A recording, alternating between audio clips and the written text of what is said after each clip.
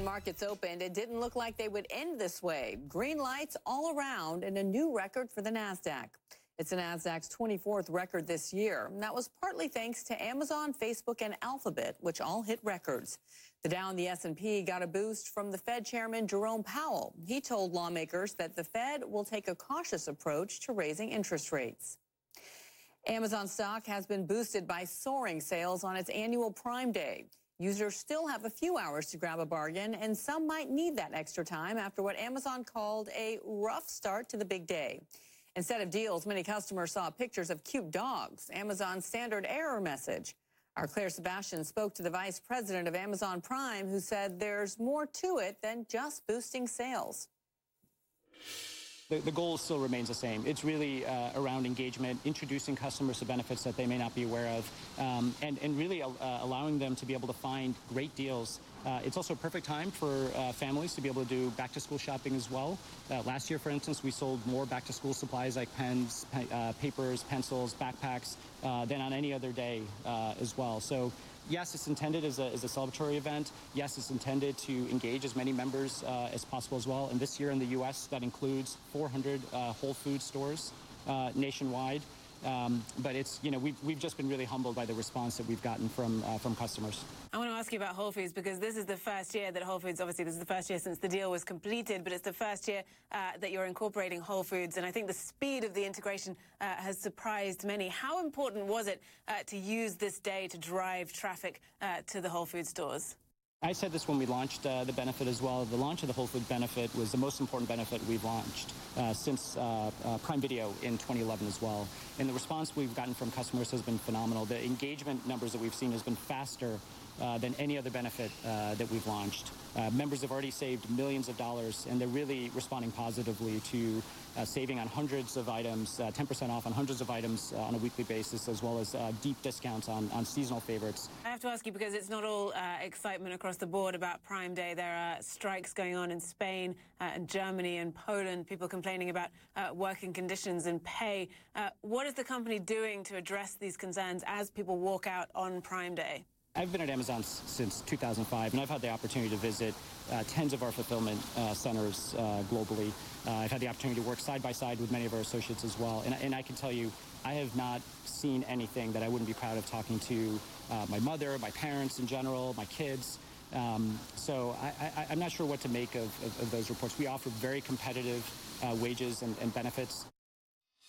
Amazon is now single-handedly setting the online shopping agenda. Various companies plan their own sales around Prime Day. These are just some of them in the U.S. British retailers, including Currys and Argos, also launched flash sales.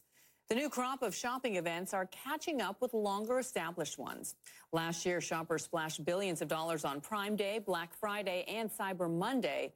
That was all dwarfed by Alibaba's Singles Day in China, which raked in $25 billion. Barbara Kahn is a marketing professor at the University of Pennsylvania. Her book, The Shopping Revolution, has just come out. She's joining us from the university campus. Great to have you with us. So let's talk about the evolution of consumer shopping behavior, because you look at Amazon Prime Day, 7 hours of a technical glitch that in the past could have brought down a company. At the end of the day, they still hit record revenue. What does that tell you? Yeah, that's really interesting. There's no question that Amazon has changed the shopping experience, and it's by really focusing on that customer experience. So what Amazon has done is figured out a way to remove the pain from shopping. And what they do is they focus on making things super easy, and they make things come in at a very good price. And Amazon Prime Day is a very good example of both of those things. The Amazon Prime program, the loyalty program, is the flywheel of Amazon. They bring people in, they're very loyal, they make their customers stay with Amazon, they're very high retention rates, and then they offer these amazing deals. And you look at competitors trying to just stay afloat and compete with some of these offers from Amazon. Who are the ones that are getting it right? Well, I think Walmart's doing a nice job. Walmart comes in from a different position of strength. They have a lot more physical stores. They have a lot more sales associates. They're the largest private employer in the U.S., and they're leveraging those assets to deliver an easy shopping experience. You know, shop online, pick up in the store, those kinds of things. Obviously, they purchased Jet.com to really compete on the online piece of it also, and so they're doing some really amazing things there.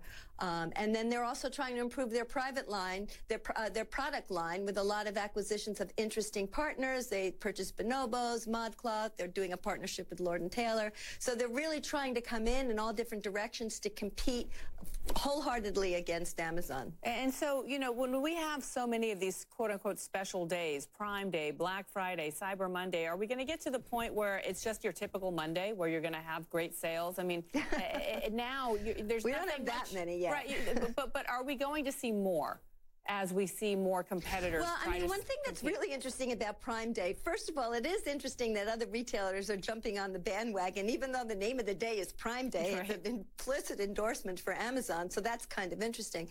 But the timing of Prime Day is a very good timing. It's the beginning of back-to-school season, which is the second biggest shopping period, second only to the holiday season. And so there's something about the timing also.